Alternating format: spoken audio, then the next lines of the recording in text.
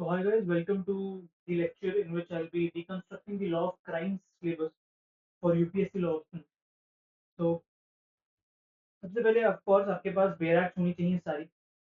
It is a non negotiable. You have to understand that कि bare act के अलावा आपका कोई और साथी है ही नहीं. If we talk about UPSC law option preparation, right? So let's get on with this thing. कौन सी एसेंशियल बुक्स हैं? ये सारी मैंने यहाँ लिख रखी हैं.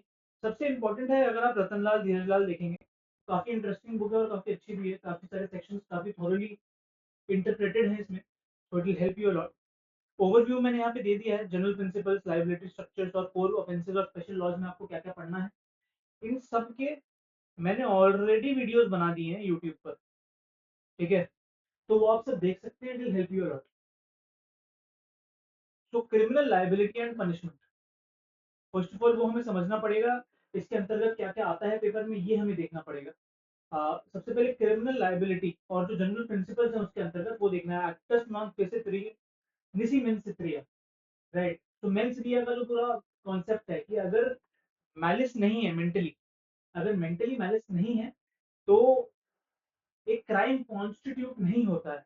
इसका बैकड्रॉप, इसके केसेस कौन से हैं वो बहुत इंपॉर्टेंट है. ऑलमोस्ट हर सेकंड ईयर इस पे क्वेश्चन आता है. एक्टस पीएस, अगर सिर्फ फिजिकल एलिमेंट है क्राइम का, राइट? अगर सिर्फ फिजिकल एलिमेंट है क्राइम का तो क्या क्या इंकल्जन्स होंगे और इसके कौन से केस लॉज है वो हमें देखने हैं, राइट? मेंस रिया क्या क्या इंक्लूड करता है? Intention, knowledge, negligence, rashness and related mental states relevant to culpability. It is very important to understand that as well, right? Illustrative crime elements जो है, human being, mens rea, actus rea, जो resultant injury create करते हैं उसकी भी बात करना बहुत जरूरी है, right? Mens rea and statutory offences, it is very important to understand that as well, right?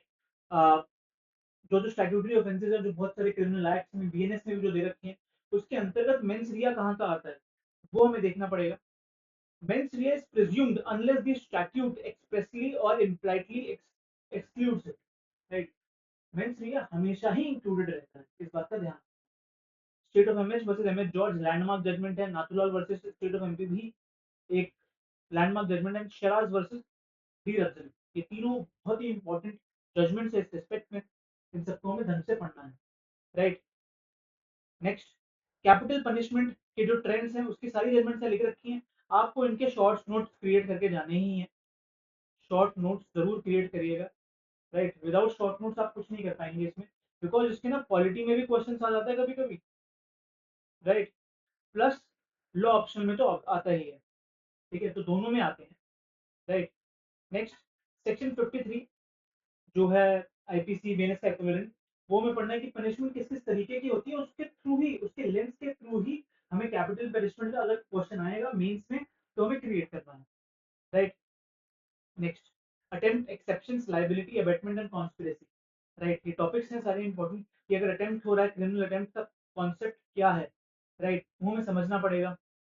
जो स्टेजेस हैं क्राइम के, 4 स्टेजेस होते हैं क्राइम के. The first stage is that which is intention.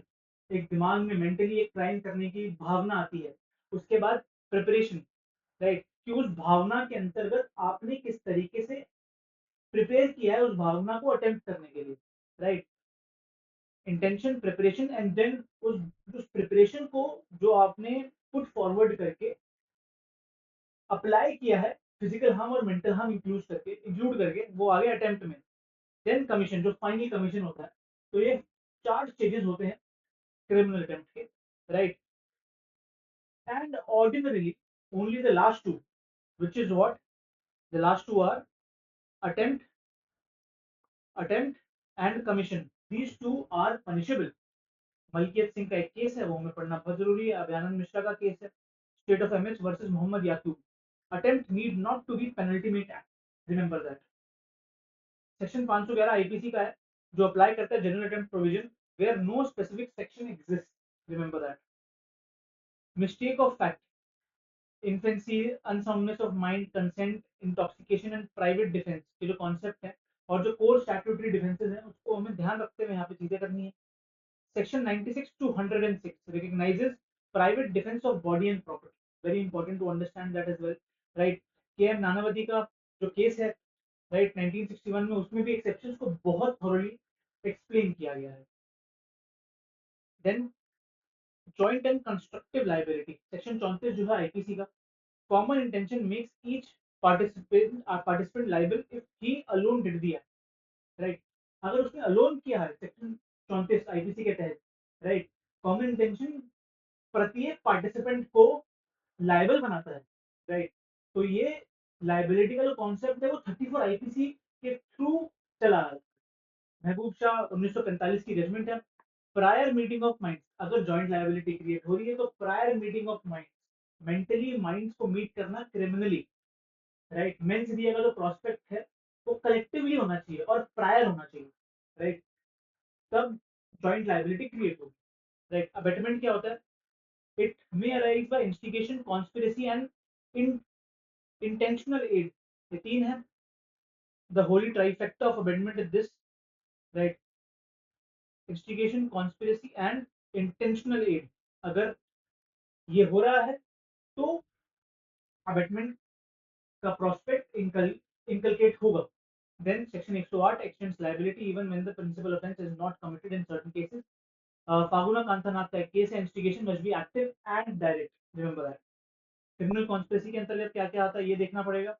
Like agreement itself is the gist of conspiracy. Overtax is unnecessary where the conspiracy is to commit an offense. Right. State versus Nalini का case है criminal conspiracy का, बहुत important है। यशपाल मित्तल का भी एक case है, आपको पढ़ने ही पड़ेंगे, साथ साथ मैंने सब पढ़ा दिए, ठीक है, ये सब मैंने पढ़ा दिए। आपको यूट्यूब पे लेक्चर्स मिल जाएंगे, अगर आपको वो देखने तो वो देखिए, नहीं तो किताब से खुद भी पढ़ सकते हैं, कोई दिक्कत की बात नहीं, right. Then state, public tranquillity and human body, ये तीन तरीके के ऑफेंसेस हैं, right. Offences against the state, section 121 से 130 आईपीसी प्लस। चलिए अब कमेंट्स में लिखिएगा इसका बीएनएस का कौन सा सेक्शन है, राइट, कमेंट्स में वो लिखिए आप, राइट। 124 है। अब रिसेंटली इसकी क्या जजमेंट्स आई हैं 124 है की, वो आप मुझे बताइएगा, राइट। पब्लिक ट्रैंक्विलिटी, देखिए इसमें भी क्वेश्चन, छोटे क्वेश्चन आते हैं डायरेक्ट, राइट, बहुत इजी आते हैं। अनलॉफुल असेंबली से डायरेक्ट आ जाएगा, राइटिंग या affray which which is to protect public order against collective violence का जो प्रोस्पेक्ट है वो यहाँ पे क्रिएट होता है। Offences against human body, culpable homicide is genus and the murder is species, right. तो क्या है? कल्पेबल होमिसाइड जो है it is the genus, the main genus, और उसका जो स्पीशीज निकल के आता है, स्पीशीज निकल के आता है, that is what? Murder, remember that, very important to understand, right. Virsa Singh का एक जजमेंट है, सेक्शन 304 पार्ट 1 और 2, जो बीएनएस के हैं उसमें भी इन सबके बारे में बात करी गई है। अब चलिए कौन से 100 सेक्शन जो बीएनएस के हैं, राइट, ये आईपीसी के थे, कौन से सेक्शन में क्या क्या लिखा गया है, अब आप मेरे को कमेंट्स में लिख के बताएंगे। देखिए अगर मेरा ये वीडियो किसी एक इंसान को भी इफेक्ट कर रहा है, उसकी तैयारी में हेल्प कर रहा है, तो आई बी हैप्पी, ठीक है। अब देखिए property, women and defamation, right, offences against property, again बहुत डायरेक्ट दिए हुए हैं सारी बुक्स में, और मैंने डायरेक्टली पढ़ा रखे हैं, आप किसी से भी पढ़ सकते हैं। ऑफेंसेस अगेंस्ट वुमेन, तुकाराम के जितने केसेस, ये देखिए अगर आप खुद पढ़ रहे हैं ना तो आपको ये सब तो पढ़ना ही है, these are non negotiables, because I have directly inculcated these things from the previous year questions, right. Then Section 499 penalizes imitations intended to harm reputation or made with knowledge of likely harm, right? Defamation का prospect बहुत important है। Again BNS में कहाँ लिखा गया है, मैंने जानबूझ के यहाँ पे बीएनएस के सेक्शन में लिखे क्योंकि आप मुझे कमेंट में बताएंगे, इसी बहाने आप खुद भी चीजें पढ़ पाएंगे, ठीक है। तो ये तीनों चीजें पढ़नी है, इसमें कुछ एक्सप्लेन नहीं कर सकता था क्योंकि ये बहुत डायरेक्ट है। एक प्रॉपर्टी के अगेंस्ट अगर कोई भी चीज हो रही है, डकैती हो रही है, थेफ्ट हो रहा है, एक्सटॉर्शन हो रहा है, क्रिमिनल ट्रेसपास हो रहा है एक प्रॉपर्टी के प्रोस्पेक्ट में, तो किस तरीके से इनकलकेट होगा वो आप खुद ही समझना पड़ेगा, नहीं तो आप मेरा वीडियो भी देख सकते, right. Corruption, civil rights and plea bargaining, पोकरा, राइट, इसकी रिसेंट अमेंडमेंट भी आई है, राइट, 2018 की, यहाँ लिखी हुई है, वो पढ़ना बहुत जरूरी है। ये सारे सेक्शन 7, और मैंने पूरा पोकरा का केस पूरा वीडियो बना दिया, वो देखिएगा, वो काफी हेल्प करेगा, right. Protection of civil rights act, right, 1955 कि किस तरीके से आर्टिकल 17 का इल्कनिकेशन हुआ है, किसका हुआ है? आर्टिकल 17 का इल्कनिकेशन, right, it will help you a lot. Plea bargaining के अंतर्गत क्या क्या आता है? Introduced by 2005 amendment effective in 2006 following the Malimath committee, right.